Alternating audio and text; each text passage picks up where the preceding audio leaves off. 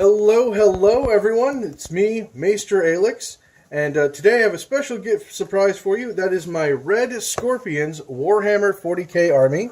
It does come with this battle foam case included, and we have a lot of fun here. First off, I have a command squad on bikes.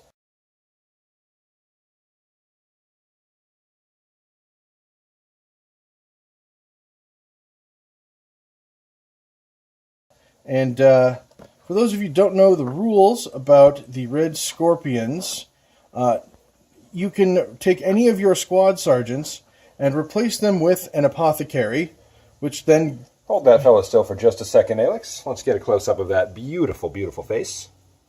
Yep. Would you do me a favor, and when you put him back, would you just tilt that a little bit upward so that I can get a good shot? Like that? Oh, I was thinking the whole tray. Oh, yeah, yeah. And I also have this pretty heavily converted Chapter Master leader guy. This is from an out-of-print Chaplain on bike, and it's his really beefy bike with this really great shield on front. It's got a power weapon, and I have I will include a detailed write-up of how I had built the army, but you're not stuck to it.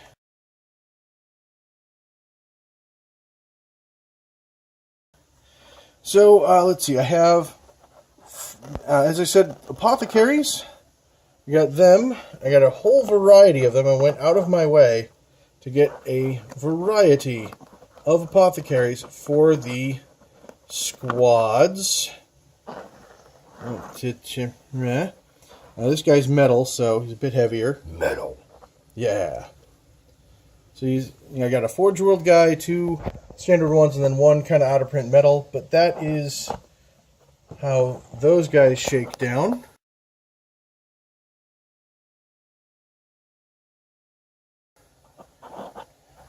You stand up. Got a good look here. Yes, as you Oh, that's a good picture. Yep.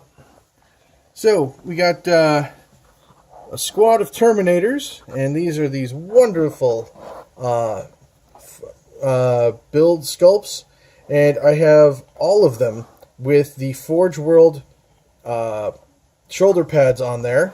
So those are resin aftermarket shoulder pads, right? The Forge World aftermarket, yes. Nice. All of them have it, and all of them are built for with bolters, and some have chain fists, and all have power fists, and of course I have these two with Whirlwind missile launchers. This bracket's a little bent, but that's an easy fix.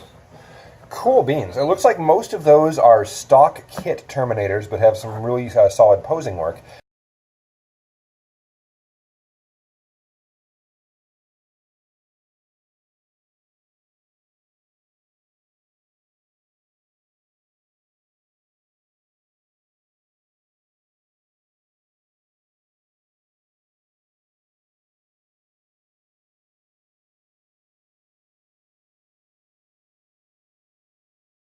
Is there any custom work you'd like to show off? On the Terminators, other than the shoulder pads, there really isn't any custom work. I'd like to point out that all of these, if you haven't noticed already, are on artistic bases. Been noticing, and the scenic bases they're on will work on just about any background, so you don't have to worry about the base clashing. It's a very nice neutral wild look. Yes. So, but it wouldn't be much of an army if that was all there was. Oh gosh, no. There's a whole case to go on here. Oh yes. So sorry for the slight rustling here, but oh no. Well, okay, that's one repair, but as far as so far we're looking at only minor repairs. Oh yeah, definitely. And what at one time this was organized, but these are the 4 main Space Marine squads. I will reorganize before I get this shipped out, but I have 4 squads with rocket launchers. Now, what's really nice about these is a lot of them have some pretty interesting posing and some custom work done.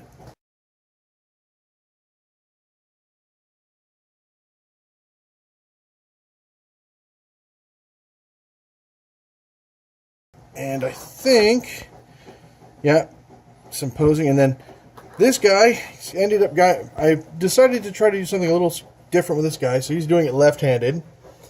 So... I'm not getting a lot of good contrast here. Yeah, there we go. There we go. Now I can see the details. Yep. And like on all the other ones, I did get RedScorpion shoulder pads for all of these guys. In fact, do you mind if you could find a really cool-looking sergeant or a really cool-looking custom thing? I want to bring it up closer to light so I can talk a bit about the color scheme here, if you don't mind. Not at all. Okay. So I'm bringing him into the light because there's some colors that you might not have been able to see. They're very low contrast, but they're very well detailed.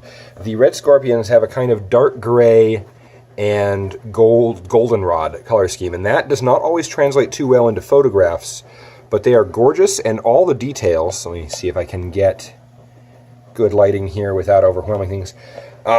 Technology isn't helping me out here. Yeah. There we go, there we go. All the details are picked out and highlighted.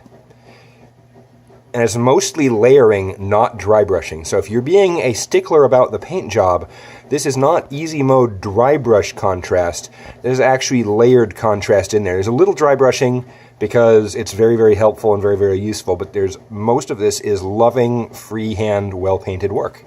Back to you, Aelix. Yes. So, one thing I did also is include as many plasma weapons as I could in this army because of that feel no pain they get from having apothecaries in their squads. So, 4 teams of Space Marines, 10-man strong, rocket launcher, plasma guns, and bolters. Nice. All right. And we're going to do the balance shuffle again here, if you would take that. Beautiful. A little preview of the bottom layer, not bottom layer, but one of the lower layers. If you don't mind me saying so, that's a lot of tanks. Yes, that is entirely intentional because there's even more tanks. Even more tanks! Yes, so, let me get these out here. As you see, it's your standard, not so standard build because this has all the Forge World doors and upgrades. That would be both side door plates and the frontispiece, correct? Yes, and on the back... Oh, nice. They came with some medallions that I put on the back when you purchased your upgrades. See some of those there. Yep, it's the same one. Are there medallions on the back of all of your rhinos? Yes, all Beautiful. of the rhinos. However, they were designed originally as Razorbacks, and if we... I have the... To go with the theme, I have custom built out of bits There's another of those medallions, by the way. Yep, a laser cannon, and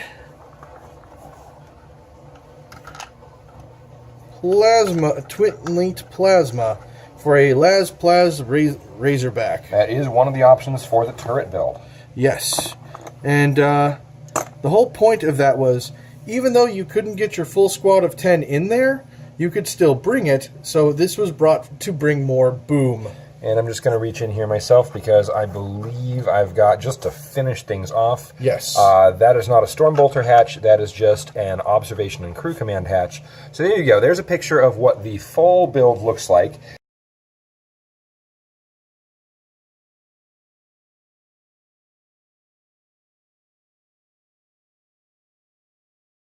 They are all modular to make for easy transportation and customization aftermarket. So if you want to do some further loadout customizing, you can do that without altering the base Rhino chassis. Yep. Which is the same as the Razorback chassis. Yes, which is really great for those who want to change things up. All right, so... As you can see here, one of the things we got going on is these are all the bits. That one's going to be really cool. We'll get there in a second, though. Oh, yes, because I didn't want to eat dessert first. Oh, no. Next up is a wonderful, beautiful Forge World RedScorpion Dreadnought. Let's get some glamour shots of that baby here. Let me see. Get the high contrast. And the no. There's perfect. There's perfect. There's fine. Let me see if I can zoom in. Ah, yeah.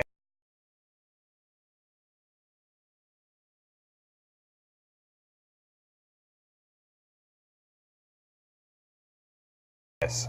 Zooming in on that baby. Beautiful. Pardon for the shaking. I'm using the digital zoom so I can keep a good light distance. Focus. It's not focusing. All right, well, There we I'm go. going to start rotating just a bit. Yep, and that's why I zoomed back out, because we... And see, he's got a big old plasma arm. Mm-hmm. Got your smoke launchers and searchlight, which I think comes standard. And then I got a close combat arm, which I believe is, or this is definitely a Forge World arm. Yep, it's got the extra built-in flamer. And the bit up here, and the sticky outy bit is a Forge World bit. Yep. So... super technical. Yes. However, this... definitely fits the theme. It's a Forge World rule set, so I figured a Forge World army would do me well. And I should also point out, from a painting standpoint, because Aelix is not the primary painter in this particular thing going on here, I want to point out that that's a lot of yellow you don't have to paint. Wink, wink, nudge, nudge. If you've ever tried to paint yellow, you know what I'm talking about. Yep. All right. Then, of course, we got this beautiful Forge World model as well. Another medallion on the back. And that's a major aftermarket conversion on the... What are we calling this one? This is the Predator, right? Yes. It is a Plasma Predator. So there, you can see you've got the Diemos pattern Predator front. You have the unshielded sponsons with the rotation device that don't actually rotate them. I don't know if they rotate. No, they do not. But you've got the unshielded sponsons, which is a Forge World design, and you have the rounded turret top instead of the normal angular one. This is a Forge World conversion of the Predator kit, and it is lovely. Yes, and I will include the rules for this, and the rules for this are baller.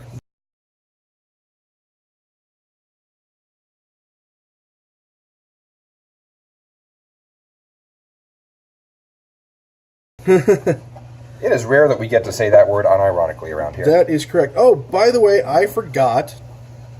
On this guy, he also comes with a magnetized banner. And there's another banner in here that goes on one of the bike guys.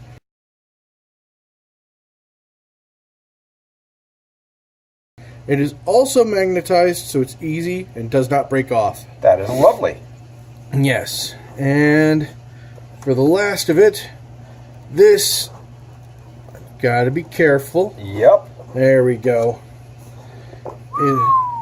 Now, this doesn't totally fit the army theme. However, for those of you who are lore nerds, like myself, this is the pattern of Whirlwind. No, not Whirlwind. Land Raider. Land Raider that the... is it over here? No. That the RedScorpions came up with. And I cannot seem to find it. Oh, here it is. There we go. I knew the autocannon was in there. Nope. Oh, wait, it's not an autocannon. It's the searchlight. Yes, and what this is it is a Land Raider with a Whirlwind missile launcher and then twin-linked lasguns on it. So, while it doesn't necessarily fit the theme of the rest of the army, since they designed it, I felt compelled to bring one.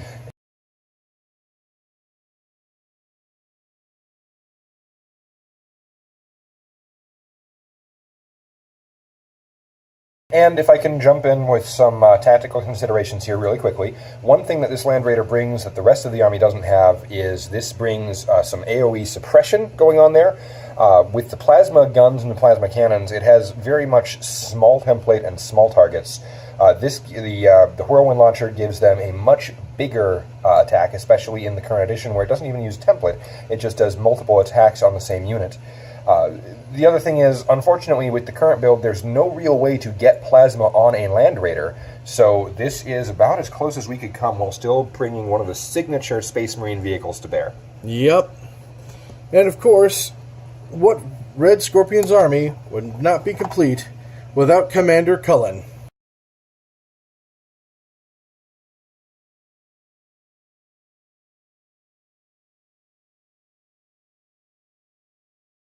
This is the Terminator sculpt of Commander Culln, correct? Yes. Wonderful. Oh yes, this is a beautiful sculpt, and yeah, he's got really good Terminator things, and yeah, that sword and his stat line are unique to him, and If you look, there's even a little tiny red scorpion on his bolter. I don't think I can get it in the light. There we go. I think I got it. I got him. There we go. Good. Super detail on the sculpt. Oh yeah. That is why you pay for the Forge World upgrades, because you get the really nice detailed sculpts, and you get some of the really nice rules.